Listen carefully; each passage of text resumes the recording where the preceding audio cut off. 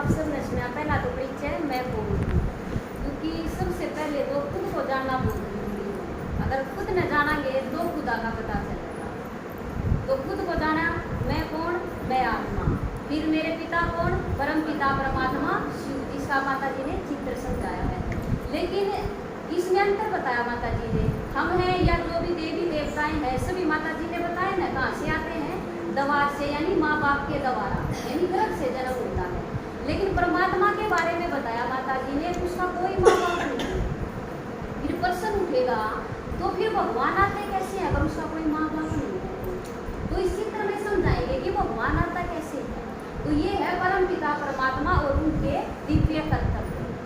तो परमात्मा दिखाए हैं ऊपर। परमात्मा को क्या कहते हैं हम? करण करावन हार। वो करता नहीं है, किसी के द्वारा करवाता है।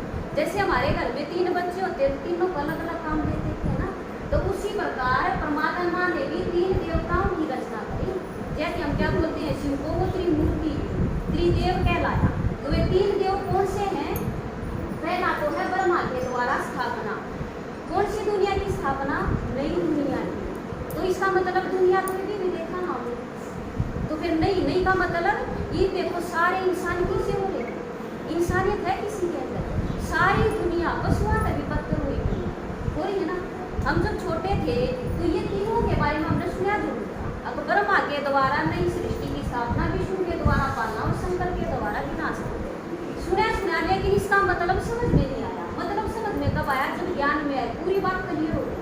वो ब्रह्मा कौन था? देखो हमने आज तक ब्रह्मा देखा है या तो फोटो में या टीवी में। ब्रह्मा किसा देखा?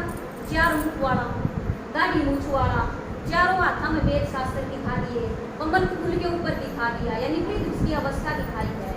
तो आप देखो ईसा इंसान अपना आज तक कोई देखा है? हमने तो एक भी नहीं देखा, लेकिन ब्रह्मा के बारे में दिखाया। और भगवान ने कहा अब मैं नई सृष्टि की स्थापना करूँ, किसके द्वारा? ब्रह्मा के द्वारा।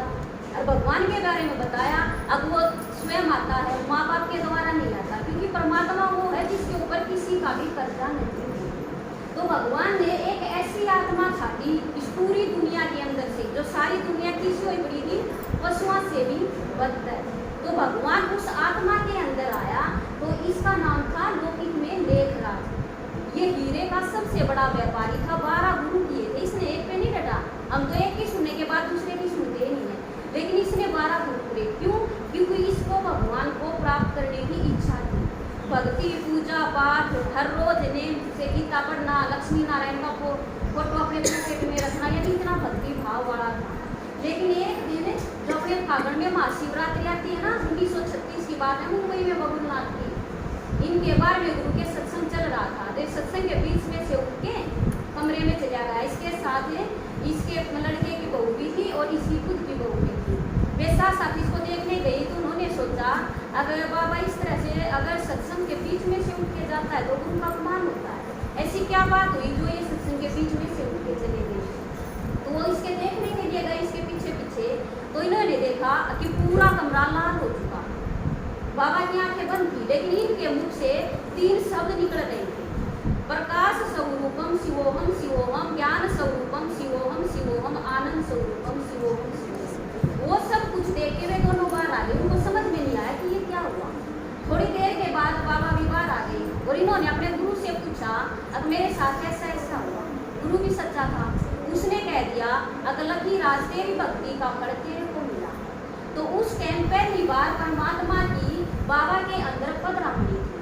तो ब्रह्म लोक का रहने वाला इस साधारण से तन में आया, तो उसका नाम ब्रह्मा पड़ गया। इसीलिए हम शिव का जित भी मंदिर देखेंगे ना, तो उसके आगे आपने के मिलेगा नंदी मिलेगा। और नंदी भी यानी बैल, बैल भी किसा?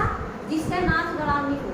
हम कई बार कहना अगर लड़का गलत चलता हो तो इसको लगाम डाल दो। कौन सी लगाम? गृहस्थी वाली।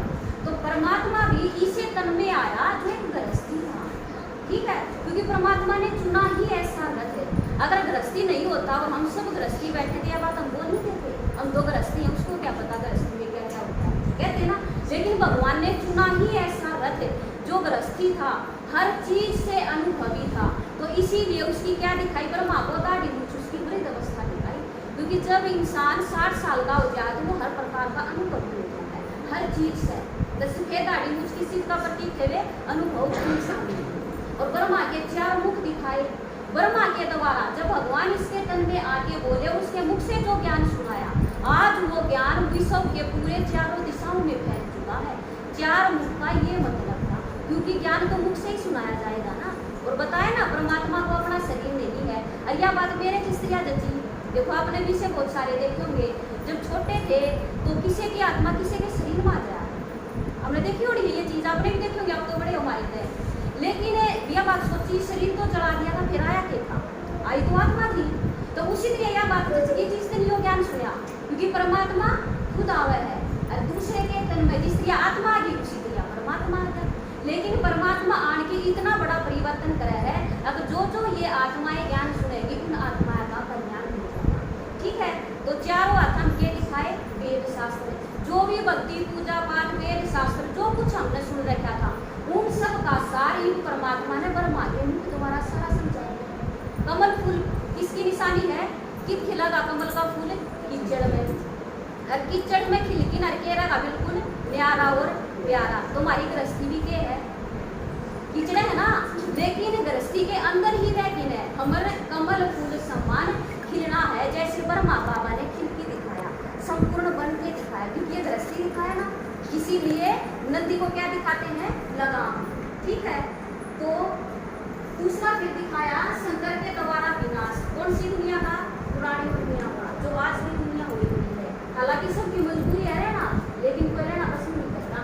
लेकिन शंकर कौन है? हमारी बुद्धि इसी होगी आज के टाइम पर सब, और इन्हें सबकी विनाशकारी। साइंस वाले ने देखो कितने बड़े बड़े हथियार बना के करती है। ठीक है, वे कोई देखना खातर थोड़ी नहीं, कोई दहेज में थोड़ी नहीं देगी, लेकिन पता सब ने अगर एक में चला गया तो कितना बड़ा विनाश हुआ, अपने कुल का भी विनाश हो रहा था। फिर तीसरा दिखा दिया विष्णु के द्वारा पालना। ठीक है, इसमें चार हाथ दिखा दिए विष्णु के, लेकिन यो कंबाइंड स्वरूप है। ठीक है, जो आत्मा ब्रह्मा बन की ईद इस टाइम हमारी नई दुनिया की स्थापना करने के निमित्त बनी है, वही आत्मा फिर सतयुग में लक्ष्मी नारायण के रूप में हमारी पालना करती है। तो मेन चीज है ब्रह्मा, जिसके तन में भगवान ईव आन की भोजन ला दिया। ब्रह्मा ही वो है जिसने हम भाग्यशाली व्रत को भाग्य रथ गंगा गया। क्या की पानी की बात नहीं किया है, क्योंकि आत्मा के मैल किस तक कटेंगे? ज्ञान तक कटेंगे। ठीक है, क्योंकि शरीर में तो हम हर रोज नुआ दें, गर्मी की टाइम भी नुआ दो, चार टाइम भी नुआ दो वहाँ, लेकिन मैल किसके अंदर बना है? हमारी आत्मा के अंदर। तो ब्रह्मा वो भाग्यशाली रथ बना जो परमात्मा ने अपने तन में न्यास रखा। ठीक है, तो सबसे भाग्यशाली क्या आत्मा है? इसने हम नंदी भी बोल रहे हैं। इसीलिए जित भी शिव का मंदिर होगा वहाँ पर हमें नंदी जरूर मिलेगा। नंदी के बगैर मंदिर पूरा ही नहीं हो सकता। तो कितना भी देख लो, चाहे छोटा हो चाहे बड़ा हो, नंदी जरूर होगा, क्योंकि नंदी मतलब जो सारी दुनिया पशुओं समान होगी। इसी दुनिया के बीच में तो भगवान एक आत्मा के हुए हैं, और वो कौन है? वो ब्रह्मा है। इसके द्वारा भगवान हमने सबने ज्ञान सुनाना दिया। ठीक है, तो ये ज्ञान हमारा नहीं है, भगवान ने ब्रह्मा के द्वारा हमारे को सुनाया। तो हम सारे के हो गए मुख वंशावली ब्राह्मण हो गए, क्योंकि ब्रह्मा के बच्चे सारे के आपस में ब्राह्मण है। तो ईब हम सब ज्ञान सुन की ने अपने जीवन ने नई जो गई है ब्रह्मा के द्वारा नई सृष्टि की स्थापना। तो ईब हम ब्रह्मा के द्वारा ज्ञान सुन की ने नई दुनिया में जाने के लिए तैयार होना।